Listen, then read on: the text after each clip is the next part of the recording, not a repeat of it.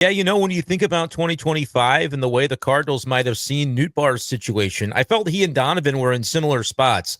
Let's see what they do for a year, and then they're a year closer to free agency, or maybe we explore the contract extension route. From Donnie, you've seen everything you need to see, in my opinion, to make him a cornerstone.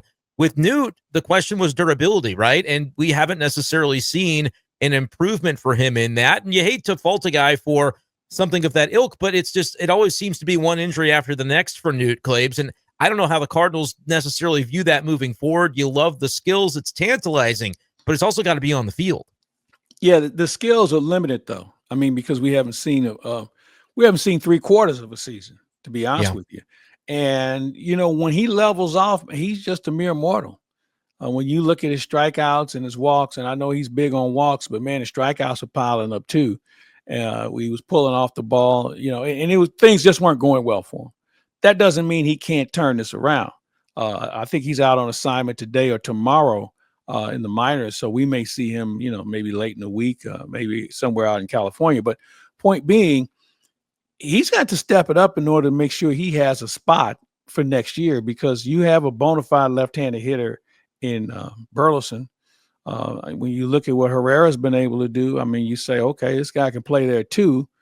So it really, jams up things. And who's to say there's somebody behind those guys in the minors that might not pop up on the scene next year? So critical time for him, intriguing time for the organization.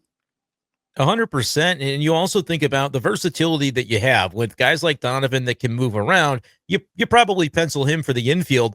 Another guy who you pencil for the infield, but stranger things have happened. I mean, JJ Weatherholt is a name that we probably have to mention too for next year. If he makes his rise and is ready to join this roster, that's another name that you add to sort of a glut of position players that we know right now when the team is fully healthy. They've got more than 9 on a daily basis. And so add Weatherholt's name into that mixture. It would seem to me, Claibs, that there would have to be, and I'm not saying who, but that there would have to be at least 1 or 2 names that could be traded between now and February when you report to spring training. Does that make sense with you from a position player? It makes a lot of sense. The evaluation period is ongoing. I think we know who can do what. And, there's going to be a person you're going to part company with, and they may go elsewhere and have a very good career. But it won't be because they didn't get a chance here. Now, maybe they didn't produce, maybe they stayed hurt. I mean, there's a lot of different reasons on why that takes place, but it's time, in my opinion, to turn the page and see what you have next. And Weatherholt is a guy that's going to be in that discussion. Yeah, and you think about it too, with John Mozeliak's front office, there's this narrative that isn't always fair, but it's the guy that didn't really pan out here, and then he goes somewhere else, and suddenly he's producing. And I think sometimes we haven't had that many guys, though. You think about Rosarina and Garcia, but I mean, we haven't had anybody who really went somewhere else, and we're wringing our hands like, oh man, how do we let this guy get out of here? I mean, we just haven't had that very often, and that's the one thing. It's a plus and a minus for the Cardinals to say, well, this guy wasn't good anywhere compared to being just not good with us. So it's one of those deals that you're going to have it. It happens at every team that you're going to have someone move on, and you're going to say, man, I wish you could have had this guy back. Now if you want to say Alcantara would be a guy like that, well, okay, I'll give you that. Cy Young Award winner, then he ended up with Tommy John, and now he's trying to find his way back. But you just don't see it as much as I think people expect to.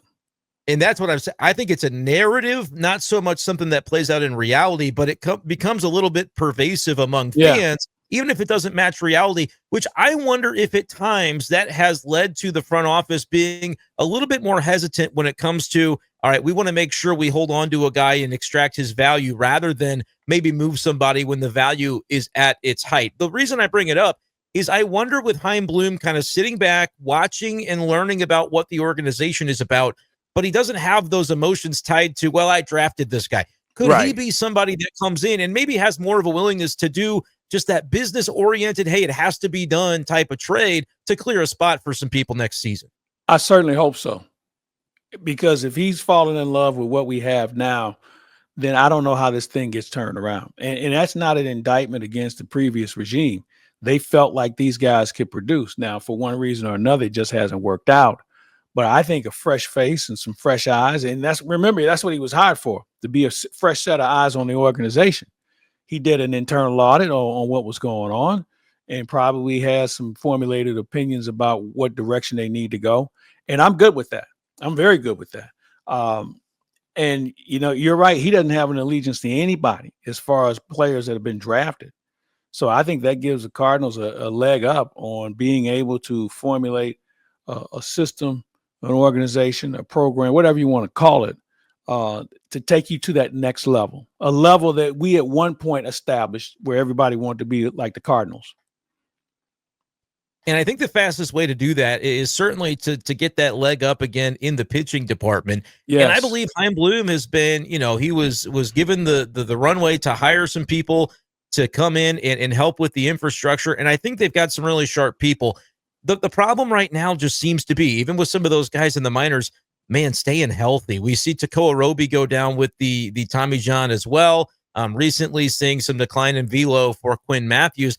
Claves, I just was wondering, when you just see the rash of injuries, not at the major league level, they've kept those guys healthy, but is there anything to take away from the number of injuries to starting pitchers in AAA this year? Or is it just one of those deals that you kind of throw your hands up and say, we couldn't have really expected this, now we simply have to react to it? Yeah, I think it's just part of the way you do business these days. I mean, what team doesn't have a guy with Tommy John? Okay. I think Tink Hence has had a number of different injuries that are a little bit perplexing, but it comes with the art of pitching. Quinn Matthews, I think, is a guy that we probably needed to push the brakes on anyway, because he's not a swing and miss guy compared to some other guys like Roby might have been that guy. But when you started losing velo and control and a shoulder, that's not what you would hope to have.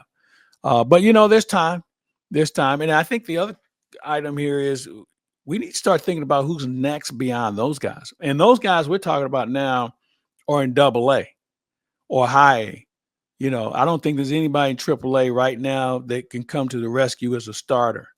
You have some guys who've been on the Memphis Shuttle who've done a nice job. When you think about Granillo and you think about Swanson, those guys have done a nice job. But overall, I don't know if something goes wrong with one of these pitchers after the deadline, who's going to start? And I think that's a concern. I mean, I think Leahy might be a guy that might get a look if that comes about. But other than that, I don't see anybody who's shown me enough. And obviously I haven't seen all the minor leagues, but I just feel like at this point, that's the one element you have to beef up. And you need variety. You need swing and miss guys. You need guys with ground ball stuff. You need guys who can utilize a defense. So, it's not 98 plus. I think it's control. Control is really what makes you win ball games. Now you can throw hard and, probably have Tommy John at some point, and that's fine. And most guys come back these days better.